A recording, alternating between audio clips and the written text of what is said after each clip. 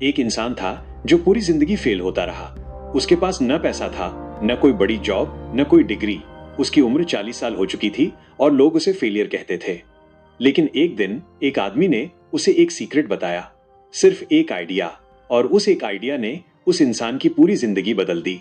उस इंसान का नाम था नेपोलियन हिल, और उस सीक्रेट ने जो उन्होंने दुनिया को दिया वो बन गया दुनिया की सबसे ज्यादा बिकने वाली self help book, think and grow rich. आज मैं आपको वो पूरा सीक्रेट, वो पूरी बुक, एक एक चीज सीधा आपके दिमाग में उतार दूंगा। लेकिन पहले एक बात पूछना चाहता हूं आपको, क्या आप सच्ची में अमीर बनना चाहते हो या सिर्फ सपने देखते हो? अगर सच्ची में चाहते हो तो अगली 25 मिनट मत छोड़ना, क्योंकि ये वीडियो आपकी जिंदगी बदल सकती है। नमस्कार, स्वागत है आप सबका एक और गहरी दिलचस्पी और जिंदगी बदलने वाली बुक समरी में। आज हम बात करेंगे एक ऐसी बुक की जो 1937 में लिखी गई थी, लेकिन आज भी उतनी ही पावरफुल है। ये बुक है think and grow rich, Napoleon Hill की लिखी हुई मास्टरपीस। नेपोलियन हिल ने ये बुक सिर्फ कल्पना से नहीं लिखी।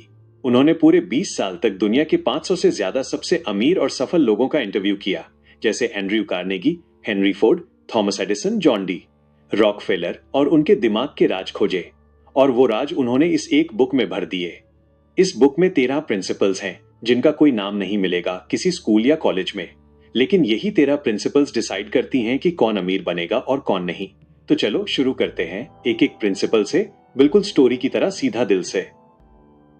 बात करते हैं डिजायर की, यानी इरादे की। यह है सफलता का पहला कदम। सोचिए एक आदमी के बारे में जिसका नाम एडविन सी बार्न्स था। ये इंसान सिर्फ एक सपना लेके थॉमस एडिसन के दरवाजे पर गया। उसके पास न पैसा था, न पहचान, न कोई एक्सपीरियंस। लोग उसे पागल कहते थे, लेकिन एडविन के अंदर एक आग थी, एक बर्निंग डिजायर एडिसन के साथ काम करने की। वो ट्रेन का टिकट भी अफोर्ड नहीं कर सकता था, तो फ्रेट ट्रेन में छिपके बोस्टन से न्यू जर्सी पहुंचा। एडिसन ने उसे देखा और एक छोटी सी जॉब दी। लोग हंसने लगे, लेकिन कुछ साल बाद वो एडिसन का बिजनेस पार्टनर बन गया। ये कैसा हुआ? नेपोलियन हिल कहते हैं डिजायर सिर्फ विश नहीं है। विश मतलब काश मेरे पास पैसा होता। डिजायर मतलब मुझे पैसा चाहिए और मैं कुछ भी करूंगा उसके लिए। हिल ने डिफाइन किया, एक क्लियर, बर्निंग, ऑब्सेसिव डिजायर। यही अमीर बनने का पहला और सबसे जरूरी कदम है। और ये काम करता है एक 6 स्टेप फॉर्मूला से। पहले एग्जैक्टली डिसाइड करो कितना पैसा चाहिए, बहुत सारा नहीं, एक स्पेसिफिक नंबर। दूसरे डिसाइड करो उसके बदले में तुम क्या दोगे, क्योंकि कोई चीज फ्री नहीं मिलती। तीसरे एक फाइनल डेट सेट करो जब तक ये पाना है।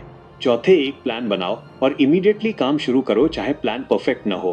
पांचवें, ये सब एक क्लियर स्टेटमेंट में लिखो। और छठे, इस स्टेटमेंट को दिन में 2 बार, एक बार सुबह, एक बार रात, जोर से पढ़ो जब तक फील ना होने लगो कि ये पैसे तुम्हारे पास आ गए हैं। यह पागलपन लगता है? सुनो, दुनिया के सबसे अमीर लोगों ने यही किया। डिजायर, ऑब्सेसिव डिजायर, वही शुरू होती है जो बाद में रियलिटी बन जाती है। अब बात करते हैं फेथ की, यानी विश्वास की, सपने को सच्चा मानना। नेपोलियन हिल कहते हैं फेथ एक इमोशन है, और ये इमोशन डेवलप की जा सकती है एक तरीके से ऑटो सुझाव, ऑटो सुजेशन, यानी खुद को बार बार वो बताओ जो तुम बनाना चाहते हो जब तक तुम्हारा दिमाग उससे सच न मानने लगे। एक एग्जाम्पल सोचते हैं, क्या हुआ था उन लोगों के साथ जिन्होंने दुनिया बदली? गांधी को, मार्टिन लूथर किंग को, नेल्सन मंडेला को, क्या इन्हें किसी ने गारंटी दी थी? नहीं, लेकिन इनके अंदर एक अनशेकेबल फेथ था, खुद पर, अपने मिशन पर। हिल ने एक बात लिखी जो मैं आपको जरूर सुनाना चाहता हूं। अगर तुम्हारा दिमाग कुछ सोच सकता है और बिलीव कर सकता है तो वो चीज अचीव भी हो सकती है। ये कोई मोटिवेशनल लाइन नहीं है, ये न्यूरोसाइंस है। जब तुम किसी चीज पर बार बार फोकस करते हो, तुम्हारा ब्रेन वो पैटर्न्स ढूंढना शुरू कर देता है जो तुम्हें उस गोल तक पहुंचाते हैं। इसको कहते हैं रेटिकुलर एक्टिवेटिंग सिस्टम। यही वजह है कि जब तुम नया फोन खरीदने के बारे में सोचते हो, उसी फोन के एड्स आने लगते हैं सब जगह। तो फेथ का मतलब है खुद को कन्विंस करो डेली अफर्मेशन से कि तुम्हारा गोल ऑलरेडी हो रहा है। अब बात करते हैं ऑटो सुजेशन की, यानी अपने आप से बात करने की। तुमने कभी नोटिस किया है हम दिन में कितनी बार खुद से बात करते हैं? मैं ये नहीं कर सकता, मैं इतना स्मार्ट नहीं हूं, मुझसे ये नहीं होगा। ये सब नेगेटिव ऑटो सुजेशन है, और तुम्हारा सबकॉन्शियस माइंड वो सब सुनता है और वही सच मानता है। नेपोलियन हिल कहते हैं सबकॉन्शियस माइंड एक फर्टाइल फील्ड की तरह है। इसमें जो भी बीज डालो वो उगा देता है, चाहे बीज पॉजिटिव हो या नेगेटिव।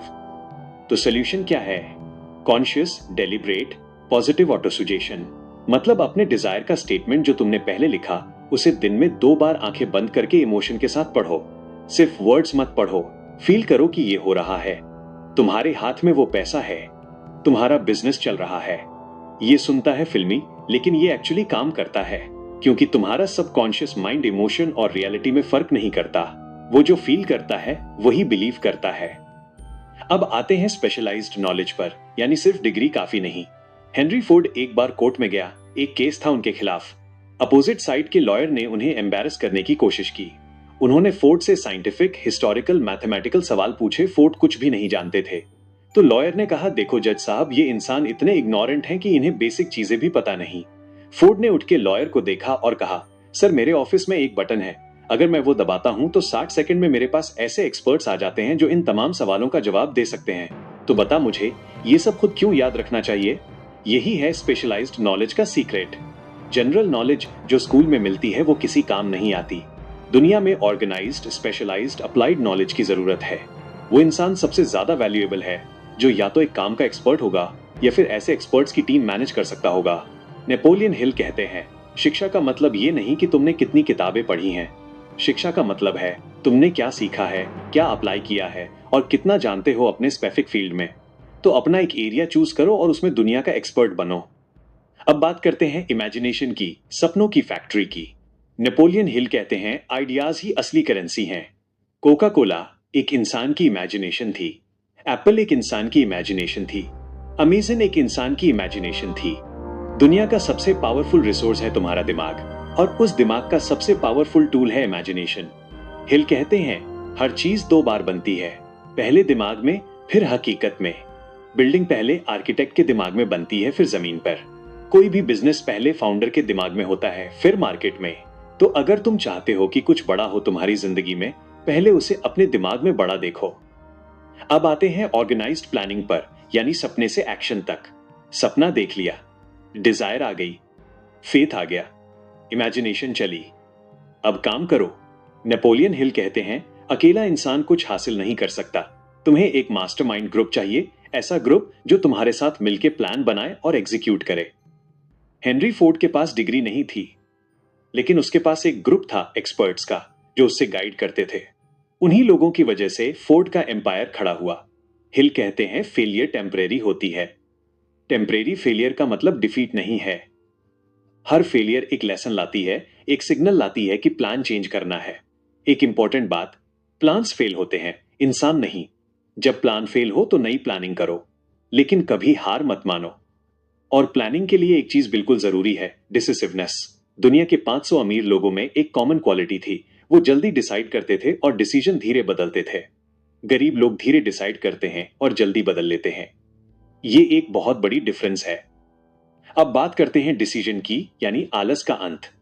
प्रोक्रेस्टिनेशन ये एक बीमारी है जो लाखों लोगों के सपने खा जाती है। नेपोलियन हिल ने रिसर्च किया, हर वो इंसान जो फेल हुआ उसमें एक कॉमन ट्रेट थी, डिसीजंस लेने में देरी करना। वो लोग सोचते थे, कल करूंगा, अभी परफेक्ट टाइम नहीं है, थोड़ा और सोच लेते हैं। और वो थोड़ा और कभी खत्म नहीं होता। और वो लोग जो सक्सीड हुए उनका एक पैटर्न था, जब भी डिसीजन लेना था उन्होंने लिया सीधा, बिना ज्यादा सोचे, और फिर उस डिसीजन पे देके खड़े रहे। अब्राहम लिंकन ने कब सोचा था कि वो प्रेसिडेंट बनेंगे? उन्होंने डिसाइड किया बिना गारंटी के। वो हारे, बार बार हारे, लेकिन डिसीजन नहीं बदला। तो आज से एक रूल बनाओ, अगर करना है तो कल नहीं आज। अब आते हैं परसिस्टेंस पर, यानी तब तक करो जब तक ना हो। हिल कहते हैं, परसिस्टेंस वो क्वालिटी है जो डिजायर को एक्चुअल अचीवमेंट में कन्वर्ट करती है। एक छोटी सी स्टोरी, एक इंसान था, आरयू डार्बी। उसके अंकल ने गोल्ड माइन ढूंढा, सबने खुदाई शुरू की। काफी टाइम बाद गोल्ड की नली मिल गई। खुशी से फूलते नहीं समाये, और फिर नली बंद हो गई। सब मेहनत बेकार। डार्बी ने मशीन बेच दी एक स्क्रैप डीलर को। उस स्क्रैप डीलर ने एक माइनर इंजीनियर को बुलाया। उसने सिर्फ 3 फीट और खोदा, और वहां था दुनिया का एक बड़ा गोल्ड रिजर्व। डार्बी ने यह लेसन कभी नहीं भूला, और बाद में वो एक बहुत सक्सेसफुल लाइफ इंश्योरेंस सेल्समैन बने, क्योंकि उन्हें पता था 3 फीट और खोदो। जब लाइफ रोक देती है 3 फीट और खोदो, बस थोड़ी और परसिस्टेंस, वहां से ही शुरू होती है रियल सक्सेस। करते हैं मास्टरमाइंड की, यानी साथ मिलकर सोचने की पावर। एंड्रयू कार्नेगी दुनिया के पहले बिलियनियर्स में से एक बार कहा, मैं खुद इतना जीनियस नहीं हूं, लेकिन मेरे पास एक ग्रुप है 50 लोगों का जो कलेक्टिवली मेरे से ज्यादा स्मार्ट हैं और मिलके हम कुछ भी अचीव कर सकते हैं। यही है मास्टरमाइंड प्रिंसिपल। जब 2 या 2 से ज्यादा लोग एक कॉमन गोल के लिए मिलके काम करते हैं, उनकी कंबाइंड इंटेलिजेंस अलग अलग इंटेलिजेंस से काफी ज्यादा हो जाती है। 1 और 1 3 होता है, या 3 से भी ज्यादा। तो अपना एक मास्टरमाइंड ग्रुप बनाओ। ऐसे लोग जो तुम्हारे विजन को सपोर्ट करें, तुम पर बिलीव करें और जो तुमसे ज्यादा जानते हो उन एरियाज में जो तुम्हें नहीं आता। कोई भी इंसान अकेला एम्पायर नहीं खड़ाता, टीम ही एम्पायर बनाती है। अब एक और पावरफुल प्रिंसिपल, सेक्स ट्रांसम्यूटेशन। ये कॉन्सेप्ट थोड़ा अलग लग सकता है, लेकिन सुनो ध्यान से। हिल कहते हैं सेक्सुअल एनर्जी इंसान की सबसे पावरफुल एनर्जी है। ये एनर्जी अगर चैनलाइज हो जाए क्रिएटिव वर्क में, बिजनेस में, आर्ट में, तो कोई भी इंसान एक्स्ट्रा ऑर्डिनरी काम कर सकता है। इसका मतलब ये नहीं कि कुछ गलत करो, मतलब ये है कि वो पैशन, वो एक्साइटमेंट, वो ड्राइव जो तुम्हारे अंदर होती है, उसे अपने गोल्स की तरफ मोड़ दो। दुनिया के सबसे क्रिएटिव लोग, आर्टिस्ट्स, म्यूजिशियन, एंटरप्रेन्योर्स, वो अपनी इंटेंस इमोशनल एनर्जी को अपने काम में लगाते हैं।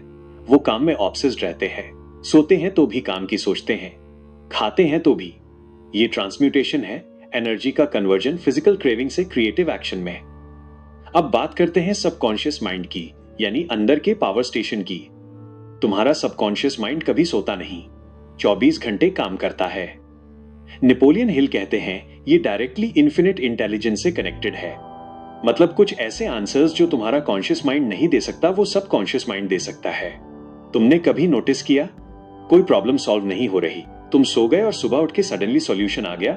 वो सबकॉन्शियस माइंड था जो रात भर काम करता रहा। तो सबकॉन्शियस को सही प्रोग्रामिंग दे। पॉजिटिव इमोशंस जैसे फेथ, लव, डिजायर, एंथुसियाज्म, ये सबकॉन्शियस को पॉजिटिव डायरेक्शन में प्रोग्राम करते हैं। नेगेटिव इमोशंस जैसे फियर, जेलसी, हेट्रेड, ये उसे अंदर से खाली कर देते हैं। जो तुम फील करते हो वही तुम्हारा सबकॉन्शियस माइंड मैनिफेस्ट करता है। तो फीलिंग्स चूज करो केयरफुली। अब आते हैं एक और इंटरेस्टिंग प्रिंसिपल पर। तुम्हारा दिमाग एक रेडियो स्टेशन की तरह काम करता है। नेपोलियन हिल कहते हैं ह्यूमन ब्रेन एक ब्रॉडकास्टिंग और रिसीविंग स्टेशन है थॉट्स की। जब तुम इंटेंस इमोशन के साथ कुछ सोचते हो, तुम्हारा ब्रेन वो वाइब्रेशंस ब्रॉडकास्ट करता है और वो वाइब्रेशंस दूसरे लोगों को अट्रैक्ट कर सकती हैं जो सेम फ्रीक्वेंसी पर हैं। तुम सोचो, कब भी तुमने किसी के बारे में सोचा और तभी उसी का फोन आ गया? या तुम कुछ सोच रहे थे और तुम्हें वही चीज मिली जो तुम ढूंढ रहे थे बिना ढूंढे? ये कोइंसिडेंस नहीं, ये थॉट वाइब्रेशंस हैं। अपनी फ्रीक्वेंसी पॉजिटिव रखो। और अब आते हैं इस बुक के सबसे मिस्टीरियस और पावरफुल प्रिंसिपल पर, सिक्स्थ सेंस, यानी अंदर की आवाज। ये वो चीज है जो तब काम आती है जब तुम बाकी सारे प्रिंसिपल्स कंसिस्टेंटली अप्लाई करते हो। ये तुम्हारा इंट्यूशन है, वो अंदर की आवाज जो तुम्हें बताती है क्या सही है क्या गलत। वॉरेन बफेट ने कहा था, मैं डेटा से ज्यादा अपनी गट फीलिंग पे ट्रस्ट करता हूं। स्टीव जॉब्स ने कहा, intuition is more powerful than intellect. ये सिक्स्थ सेंस डेवलप होती है जब तुम्हारा सबकॉन्शियस माइंड प्रॉपर्ली ट्रेंड हो, जब तुम्हारा फेथ स्ट्रांग हो, जब तुम्हारी डिजायर क्लियर हो। तब एक मोमेंट आता है जब जवाब खुद आ जाता है, बिना सोचे, सीधा अंदर से। इसी स्टेट को हिल ने कहा क्रिएटिव इमेजिनेशन, और यही है वो डोर जो ऑर्डिनरी लोगों को एक्स्ट्रा ऑर्डिनरी बनाता है। अब एक और चीज जो इस बुक में है और जिसके बारे में जानना बहुत जरूरी है, 6 डर जो तुम्हारे सपनों को खा जाते हैं। नेपोलियन हिल कहते हैं फियर इंसान का सबसे बड़ा दुश्मन है और ये 6 तरह का होता है। पहला है पॉवर्टी का डर। अगर पैसा खर्च हो गया तो ये डर इंसान को रिस्क लेने से रोकता है। दूसरा है क्रिटिसिज्म का डर, लोग क्या कहेंगे। ये डर इंसान की क्रिएटिविटी और बोल्डनेस खा जाता है। तीसरा है इल हेल्थ का डर, मैं बीमार पड़ गया तो ये डर हाइपोकॉन्ड्रिया क्रिएट करता है। चौथा है लॉस ऑफ लव का डर, कोई मुझे छोड़ गया तो ये जेलसी और इनसिक्योरिटी क्रिएट करता है। पांचवा है ओल्ड एज का डर, मैं बूढ़ा हो रहा हूँ, ये फॉल्स बिलीव इंसान को पैसिव बना देता है। और छठा है डेथ का डर, मौत का डर, जो इंसान को फुल्ली लाइव करने से रोकता है। ये 6 डर सिर्फ इमेजिनेशन में होते हैं, रियल नहीं होते, लेकिन ये सच लगते हैं। और जब तक हम इनसे नहीं लड़ते, हम कभी पूरी पोटेंशियल तक नहीं पहुंचते। हिल का फॉर्मूला है, इन फियर्स को आइडेंटिफाई करो, एक्नॉलेज करो और फिर एक्शन लो डर के बावजूद। क्योंकि करेज डर का एब्सेंस नहीं है, डर के होते हुए भी आगे बढ़ना है। दोस्तों, थिंक एंड ग्रो रिच सिर्फ पैसों की बुक नहीं है, ये एक फिलॉसफी ऑफ लाइफ है। नेपोलियन हिल का मैसेज है, जो इंसान अपने थॉट्स कंट्रोल कर सकता है वो अपनी डेस्टिनी कंट्रोल कर सकता है। अमीर होना एक डिसीजन है, पहले दिमाग में फिर हकीकत में। डिजायर, बिल्कुल क्लियर जानो क्या चाहिए। फेथ, पक्का यकीन रखो कि मिलेगा। ऑटो सुजेशन, खुद को डेली कन्विंस करो। स्पेशलाइज्ड नॉलेज, एक फील्ड में एक्सपर्ट बनो। इमेजिनेशन पहले दिमाग में बनाओ, organised planning clear action plan बनाओ, डिसीजन फैसला करो अभी, परसिस्टेंस रुकना नहीं, मास्टरमाइंड सही लोग अपने साथ लो, सेक्स ट्रांसम्यूटेशन एनर्जी को सही जगह लगाओ, सबकॉन्शियस माइंड उसे पॉजिटिव थॉट से प्रोग्राम करो, ब्रेन अपनी फ्रीक्वेंसी पॉजिटिव रखो, और सिक्स्थ सेंस इंट्यूशन सुन, वो गलत नहीं होता। दोस्तों, मैं आपको एक लास्ट बात कहना चाहता हूं। यह बुक 1937 में लिखी गई, लेकिन इस बुक में जो प्रिंसिपल्स हैं वो टाइमलेस हैं, आज भी उतने ही पावरफुल। दुनिया के हजारों billionaires, Elon Musk, Warren Buffett, Oprah Winfrey, सबने इस बुक को पढ़ा है, सबने इस बुक की टीचिंग्स अप्लाई की हैं। और अब सवाल यह है, क्या तुम करोगे? सिर्फ वीडियो देखने से जिंदगी नहीं बदलती, प्रिंसिपल्स अप्लाई करने से बदलती है। तो आज रात वो एक स्टेप लो, अपना डिजायर लिखो, एग्जैक्ट अमाउंट, एग्जैक्ट डेट, और रोज सुबह और रात उसे पढ़ो, फील करो, बिलीव करो, और remember, whatever the mind of man can conceive and believe it can achieve. ये नेपोलियन हिल का प्रॉमिस नहीं था, यह यूनिवर्स का नियम है। अगर ये वीडियो आपको पसंद आई तो प्लीज लाइक करो, शेयर करो किसी एक दोस्त के साथ जो अपनी लाइफ चेंज करना चाहता है, और चैनल सब्सक्राइब करो क्योंकि ऐसी और पावरफुल बुक समरीज आने वाली हैं। तब मिलते हैं अगले वीडियो में। तब तक सोचते रहो बड़ों में, करते रहो हिम्मत से, और रुकना मत। जय हिंद।